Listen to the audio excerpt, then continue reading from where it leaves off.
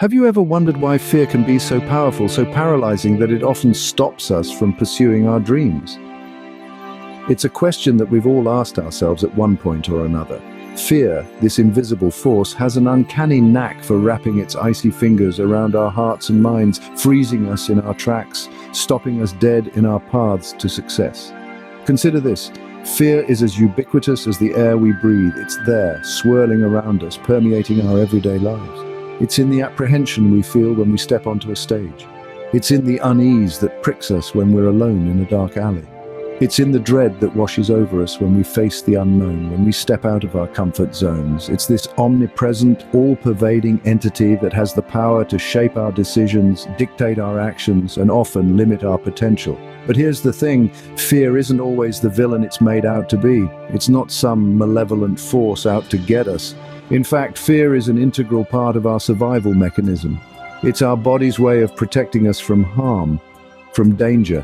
It's the alarm system that goes off when we're about to step off a cliff, both literally and metaphorically. Yet, while fear serves a crucial purpose, it's also true that it can sometimes be misdirected. It can hold us back when it shouldn't, stop us from taking risks that could potentially lead to great rewards. It can keep us stuck in the safe and familiar, preventing us from exploring new horizons, from reaching for the stars. That's where the importance of understanding and controlling fear comes in. It's not about eliminating fear entirely. That's neither possible nor desirable. It's about learning to distinguish between legitimate fears that protect us and irrational fears that hold us back. It's about finding ways to harness the power of fear, to turn it into a motivational force that propels us forward rather than a crippling force that holds us back. To take control, we first need to understand what fear really is and how it works in our bodies and minds. And that, dear listeners, is the journey we're about to embark on. So buckle up and get ready to delve into the fascinating world of fear. Fear, from a biological perspective, is not our enemy. It is a survival mechanism evolved to protect us from danger. Now let's delve into the science behind this. Our brain has a tiny almond-shaped structure called the amygdala, nestled deep within. This little powerhouse is the command center for our fear response, standing sentinel, ever ready to sound the alarm at the first sign of trouble.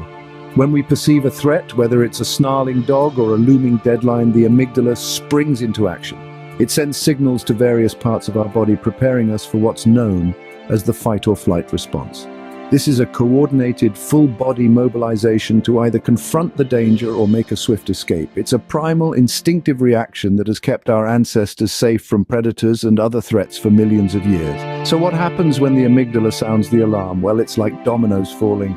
First, your heart rate quickens, pumping more blood to your muscles. Your breathing becomes shallow and rapid, readying your body for action. Then comes a rush of adrenaline, that potent hormone that makes you feel alert, focused, and ready for anything. Your senses become sharper, your reflexes faster. It's as if your entire body is saying, "Bring it on." But despite its dramatic effects, this is all happening behind the scenes. You might not even realize your body's in overdrive until you notice your palms sweating or your heart pounding. That's the power of the amygdala. It's a silent, tireless guardian, always on the lookout for danger. What's important to remember, though, is that fear isn't always a bad thing. It's a tool, a biological alarm system designed to keep us safe. It's not there to hold us back, but to alert us to real threats so we can respond appropriately. So fear is not just a feeling, it's a complex interplay of our brain and body designed to keep us safe. But what about when it goes beyond that? Psychologically, fear often comes not from an actual threat, but from perceived threats, which can be just as powerful. Delving into the psychology of fear, we find ourselves navigating a realm that extends far beyond the physical world. Here, in the labyrinth of our minds, fear can be triggered by thoughts, memories, and even the anticipation of future events. It's like a shadow that creeps up when you least expect it, tugging at the edges of your consciousness, whispering tales of doom and gloom. This is where fear morphs into anxiety, a pervasive sense of dread that sticks around long after the perceived threat has passed. Anxiety is like a false alarm that keeps ringing, keeping you on your toes, ready for a danger that never really materializes. It's like living in a haunted house of your own making, where the ghosts are your own thoughts and memories. Phobias, on the other hand, are fears that have taken root in our minds, growing into large, daunting trees that cast long shadows over our lives.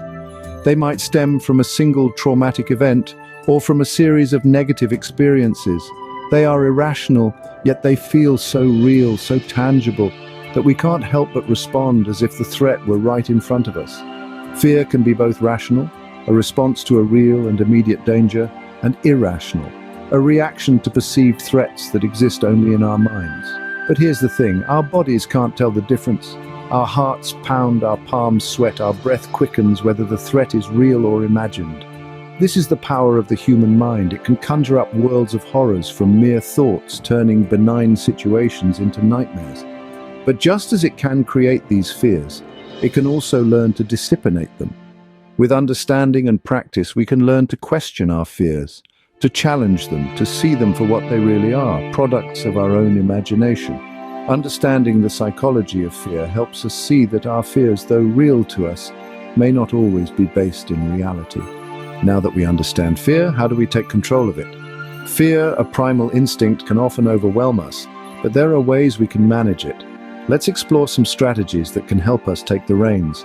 One of the most effective ways to combat fear is through exposure therapy. It's a psychological treatment that helps us confront and reduce fear and anxiety. Imagine you're afraid of heights. With exposure therapy, you gradually expose yourself to the fear-inducing situation, in this case heights, until your fear subsides. It's like diving into cold water. Initially it's a shock, but the more you expose yourself, the more your body adapts and the less intimidating it becomes. Then there's cognitive restructuring, a process of identifying and challenging the negative and irrational thoughts that fuel fear. Let's say you're afraid of public speaking. Cognitive restructuring helps you challenge the thoughts such as, "I will mess up," or "people will laugh at me." You substitute these with positive affirmations like, "I am prepared and capable," or "I can handle this." It's about training your mind to think differently, to take control of the narrative. Mindfulness, too, can be a powerful tool in managing fear. It's about being present, focusing on the here and now, not on the past or future. When fear strikes, instead of letting it sweep you away, you acknowledge it. You feel it, but you don't let it control you. You breathe, you ground yourself in the present, and you move forward. Understanding our fear is the first step to overcoming it. When we understand what triggers our fear, when we know its root, we can approach it rationally, we can strategize, we can prepare. Knowledge is power, and in this case, the knowledge of our own fear is a powerful weapon. So let's not allow fear to rule our lives. Let's use these strategies. Let's take control. Let's turn fear from a monster in the shadows into a stepping stone towards our dreams.